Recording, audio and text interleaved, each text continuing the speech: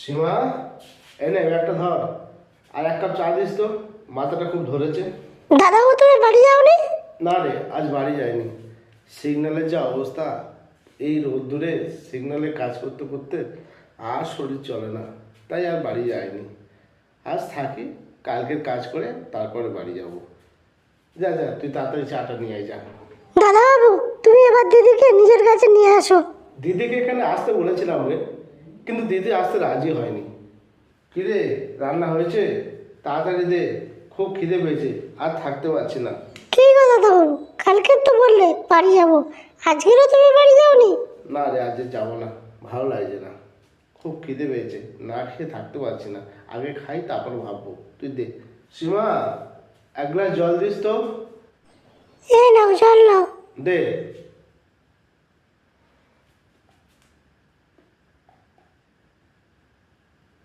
এনে আজ একটু খাসির মাংস নিয়ে আসি, আমিও খাবো, তুইও খাবি। না দাদাবাবু, এক সপ্তাহ মতো হতে গেল, তুমি আগে বাড়ি যাও। আজ একটু খেয়ে দে, এখানেই ঘুমাই, যাই বাজার করে আসি। কি জানি, বাড়ি যেতে চায় না। খাসির মাংসটা সত্যি তুই খুব সুন্দর বানিয়েছিস, খুব টেস্টি হয়েছে, ফার্স্ট ক্লাস। অনেকদিন তো বাড়িতে যাওনি, যাও বাড়ি গিয়ে দিদির হাতের খাবার একটু খেয়ে আসো। না রে, তোর হাতের খাবার খেয়ে খেয়ে এমন প্র্যাকটিস হয়ে গেছে না, বাড়ি গেলে আর সেরকম টেস্ট পাবো না, সেই জন্য যাই না, বুঝলি তো। এই এখানেই বেশ ভালোই আছি। আচ্ছা দাদাবাবু, একটা সত্যি কথা বলো তো, বাড়িতে সবাই থাকতে তুমি কেন এখানে পড়ে থাকো? না না, সবাইকে দেখতে হবে, বাড়ি যাব, আজকে না যাই কালকে যাব, সবাইকে না দেখলে চলে। সেখানে আমার বউ আছে, ছেলে মেয়ে সবাই আছে, সেখানে না গেলে হয় না সীমা, যেতে তো আমাকে হবেই। কিন্তু দাদাবাবু, তুমি কি জানো আমি তোমাকে ভালোবেসে ফেলেছি? আমিও তো তোমাকে ভালোবেসে ফেলেছি সীমা, আমি শুধু তোমার মুখের কথায় অপেক্ষা করছিলাম। তুমি যেভাবে আমাকে আদর যত্ন করো, ঠিক সময় খাওয়া দাওয়া দাও, আমার খেয়াল রাখো, সেটা আমি বাড়িতে পাই না। কি গো, তোমরা সব কেমন আছো? ও বাবা, এসেছো, এসো এসো, বসো বসো। দাদু, তুমি ডেলি আসো না কেন? ডেলি আসবো কি করে বলো, কাজের এত চাপ, ছুটিই দেয় না। আর ওই 2-1 ঘন্টা রেস্ট পাই, সেইটুকু সময় এই আসতে যেতেই সময় চলে যাবে, তাই আর আসি না, ওই কোয়ার্টারেই থেকে যাই।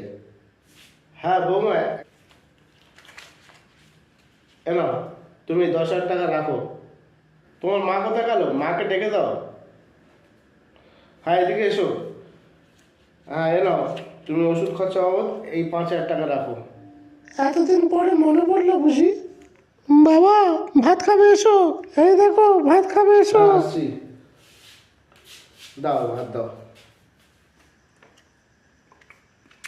সকাল থেকে কত কাজ করলাম, কতবার টিফিন চা দিতে বললাম, কিছুই দিল না। বেলা 1:30টার সময় ভাত খেতে দিল, এই এদের ভালোবাসা।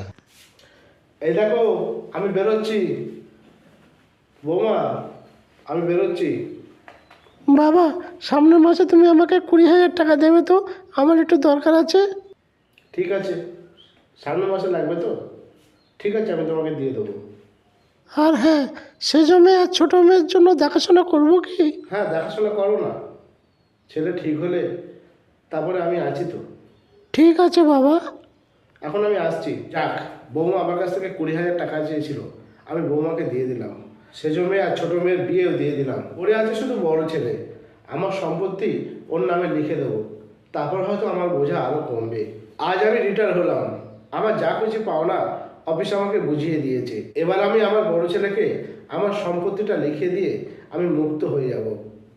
খোকা, তোর সেজ বোন আর ছোট বোনের বিয়ে হয়ে গেছে, আমার যা কিছু সম্পত্তি ছিল আমি তোর নামে লিখে দিয়েছি।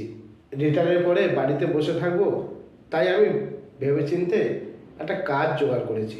আমি সেখানে থেকেই কাজ করব, আর মাঝে মাঝে বাড়িতে আসবো। আমার হাত খরচা, ওষুধের খরচা কে দেবে? আমি বরং তোমার সঙ্গে যাই। না না, তোমার যেতে হবে না, তুমি থাকো, ছেলে তো আছে, তোমার দেখাশোনা ঠিক মতো করবে, তোমার কোনো চিন্তা নেই। আর আমি তো মাঝে সাঝে আসি, বলো, তোমার টাকার কোনো অভাব হবে না, আমি ঠিক সময় এসে তোমার টাকা দিয়ে যাব। খোকা, তোর মাকে ঠিক মতো দেখিস রে, আমি এখন আসি। ঠিক আছে বাবা। জানো তো সীমা, তুমি আমার এত খেয়াল রাখো, তাই আমার আর বাড়ি যেতে ভালো লাগে না। তাই আমি এখানেই পড়ে থাকি। সত্যি বলছি, আমার বাড়ি যেতে একটুও ভালো লাগে না। তোমাকে পেয়ে আমি খুব খুশি সীমা। বুড়ো বয়সে তোমার মতো একজন সেবাদাসী পেয়েছি, আর আমি কিছুই চাই না।